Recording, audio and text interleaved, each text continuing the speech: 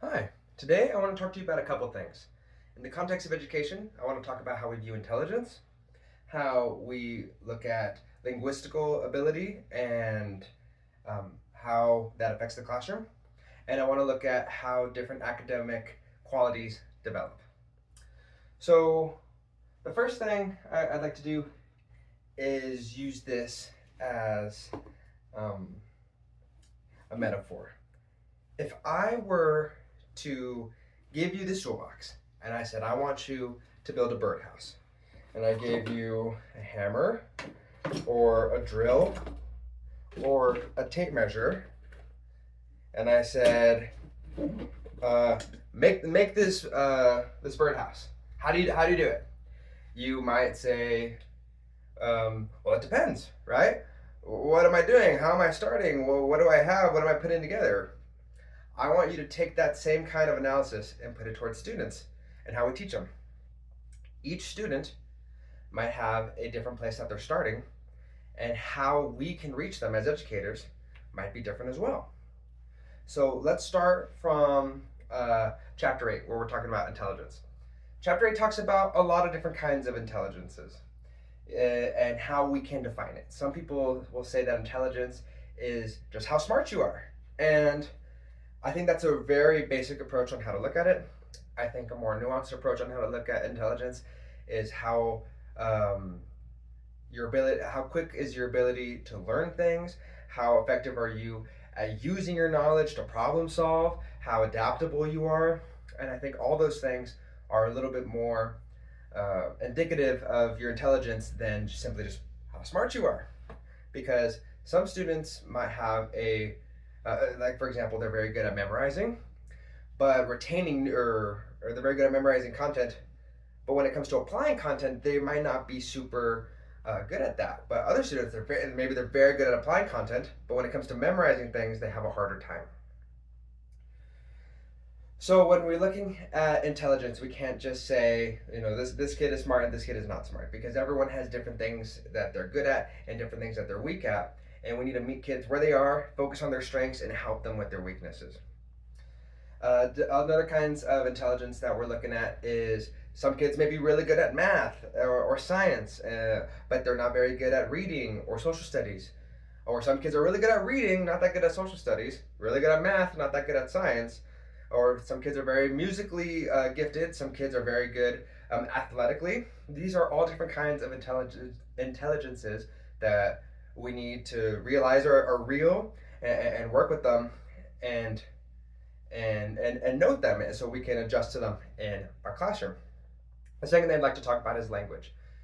Language is you might say it is the most important tool when it comes to portraying knowledge, because when you can't talk, it might be very difficult to get your ideas out. And when you can't read, it might be hard to get new ideas in. So when students have maybe speech disabilities, they have a hard time speaking and verbalizing and getting their ideas out. You might have an inkling to say maybe they're not that smart, but they could be brilliant. They just have a hard time expressing it. In the same way, sometimes children, like perhaps with dyslexia, have a really hard time reading, but when they know the content and when they're told the content, they might have a really easy time working with it. So it's important to realize how integral language is in the classroom and how we can work around it. There's multiple ways to skin a cat, you can say. When some kids are good at reading or hearing or pictures, we want to make sure that we're giving them the content in multiple ways that they can ingest it. So no matter what you're strong at or weak at, you can still have a fighting chance. And along with language, I'd like to talk about people who are bilingual and comprehension. I think they go really well together. For example, I grew up speaking Spanish and I lost a lot of it, but I still understand and can read more Spanish than I can comfortably speak. So I could understand far more than I could express.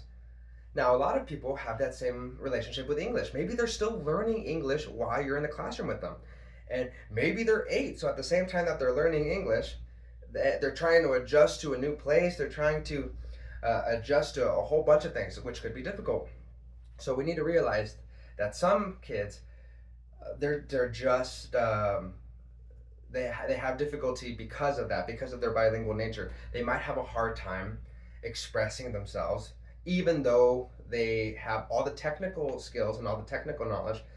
And when we know that they have a hard time expressing themselves, let's try to meet them where they are, give them all the help that they need, and so that they can thrive just as much as every other student. The last bit that I want to talk about, and it all kind of ties in, is a little calling back to the academic development.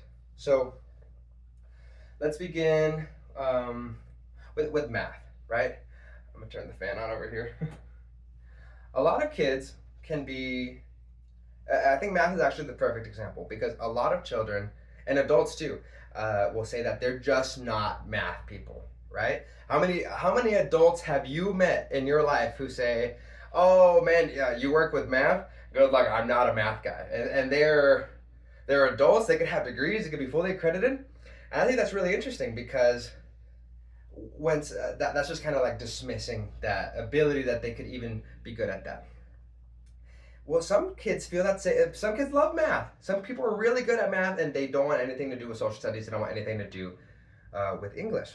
But I think as teachers, we need to see that some of these people, they have these natural strengths. They have this natural proclivity to attach themselves to their strengths. People who are really good at math. Man, I just love math. I want to do math. I don't really care about focusing on social studies or reading because I'm so good at math that I'm just going to focus on that. I think that might be a weaker way to approach it, and especially because some adults are fine with this reasoning. So as educators, we need to try to have a really well-rounded approach on how we address these topics, so that when someone has their strengths in something, we don't just tell them, "Great, just stick to that. Don't worry about your weaknesses." We can use that as a bridge to say, "Man, I'm so happy you're good at math," and we could adjust our classroom and how we teach to say, and now why do you feel like you're weak in social studies? Why do you feel like you're weak in English? And we can form our strategies around helping them in their weaknesses so they're the most well-rounded student.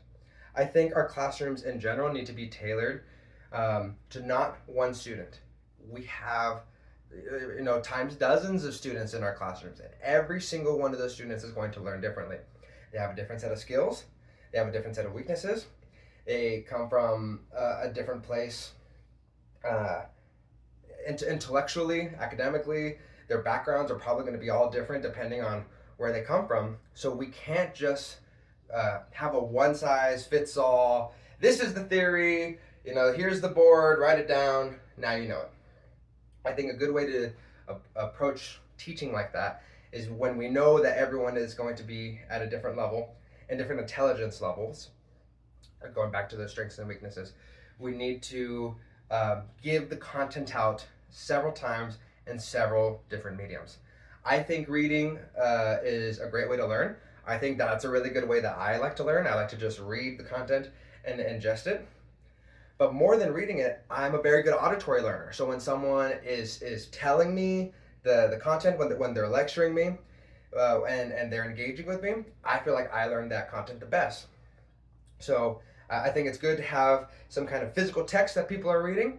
I think it's good to have an auditory way that people can ingest this content.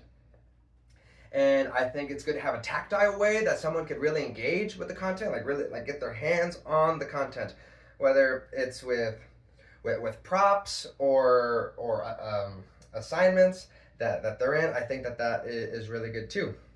And I think it's really good that we are doing this for all the subjects, so that regardless of your strength or your weakness or your learning preference, everybody has a chance to learn how they are going to learn best, excel in their strengths, and hopefully learn to overcome their weaknesses. Thank you so much.